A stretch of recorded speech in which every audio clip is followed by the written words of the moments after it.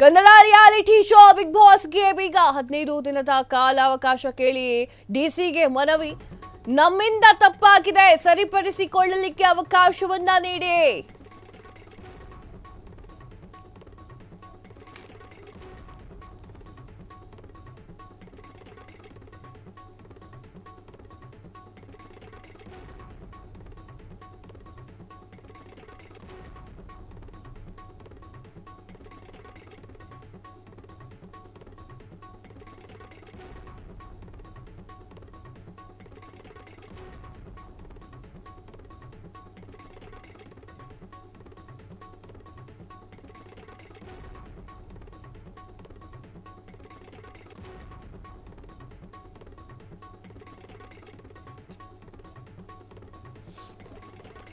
Kannada reality show Bigg ಬಾಸ್ಗೆ ಬೀಗ 15 ದಿವಸಗಳ ಕಾಲಾವಕಾಶವನ್ನ ಕೇಳಿ ಡಿಸಿಗೆ ಮನವಿ. ನಮ್ಮಿಂದ ತಪ್ಪಾಗಿದೆ, ಸರಿಪಡಿಸಿಕೊಳ್ಳಲಿಕ್ಕೆ ಅವಕಾಶವನ್ನ ನೀಡಿ. ರಾಮನಗರ ಡಿಸಿ ಭೇಟಿಯಾಗಿ ಜಾಲಿವುಡ್ ಆಡಳಿತ ಮಂಡಳಿ ಮನವಿಯನ್ನ ಮಾಡಿದೆ. ಸ್ಟುಡಿಯೋದಲ್ಲಿ 400ಕ್ಕೂ ಹೆಚ್ಚು ಕಾರ್ಮಿಕರು ಕೆಲಸವನ್ನ ಮಾಡ್ತಾರೆ. ಹೀಗೆ ಏಕಾಏಕಿ ಬಂದ್ ಮಾಡಿದ್ರೆ ಕಾರ್ಮಿಕರ ಕೆಲಸಕ್ಕೆ ಕೂತು ಜಾಲಿವುಡ್ ಆಡಳಿತ ಅಧಿಕಾರಿಗಳಿಂದ ಡಿಸಿ ಜೊತೆ ಚರ್ಚೆ.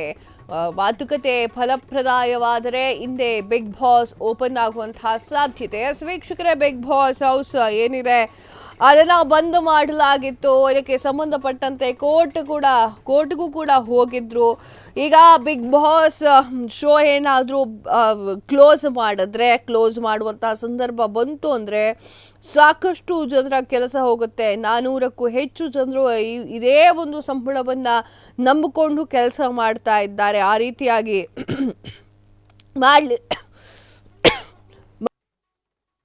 ಹೇಳಿ ಮನವಿಯನ್ನ ಕೂಡ ಮಾಡಲಾಗಿರುವಂಥದ್ದು. ಎಸ್, ಬಿಗ್ ಬಾಸ್ ಟೆಲಿವಿಷನ್ನಲ್ಲೇ ಫಸ್ಟ್ ಟೈಮ್ ಈ ರೀತಿ ನಡೆದಿರುವಂಥದ್ದು. 10 ವರ್ಷ ಅಥವಾ 11 ವರ್ಷ ಬರದೇ ಇರುವಂತಹ ಸಮಸ್ಯೆ ಈಗ ಬಂದಿದೆ. ಅದು ಕೂಡ ಅವರು ಬಿಡ್ತಾ ಇರುವಂತಹ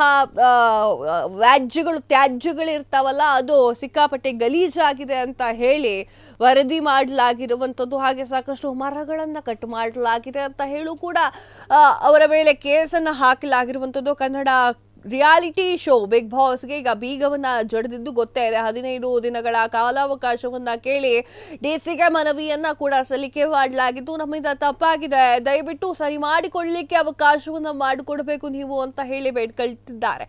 ರಾಮನಗರದ ಡಿಸಿ ಭೇಟಿಯಾಗಿ ಜಾಲಿವುಡ್ನ ಮಂಡಳಿ ಮನವಿಯನ್ನ ಮಾಡ್ಕೊಂಡಿರುವಂಥದ್ದು. ಸ್ಟುಡಿಯೋದಲ್ಲಿ 400ಕ್ಕೂ ಹೆಚ್ಚು ಕಾರ್ಮಿಕರು ಕೆಲಸವನ್ನ ಮಾಡ್ತಾ ಇದ್ದಾರೆ. ನೀವು ಏಕಾಏಕಿ ಬಂದ್ ಮಾಡಿಬಿಟ್ರೆ ಕೆಲಸಗಾರರು ಎಲ್ಲಿ ಹೋಗಬೇಕು? ಅವರು ಇದೇ ದಿನಗೂಲಿಯನ್ನ ನಂಬಿಕೊಂಡು ಅವರ ಜೀವನವನ್ನ ಸಾಗಿಸ್ತಾ ಇದ್ದಾರೆ. ಹೀಗಾಗಿ ಏಕಾಏಕಿ ಬಂದ್ ಮಾಡಬೇಡಿ ಅಂತ ಹೇಳಿ ಬೇಡಿಕೆಯನ್ನ ಇಟ್ಟಿದ್ದ ಜಾಲಿವುಡ್ ಆಡಳಿತ ಅಧಿಕಾರಿಗಳು ಡಿಸಿಯ ಜೊತೆಗೆ ಚರ್ಚೆ ಮಾಡಲಾಗಿತ್ತು.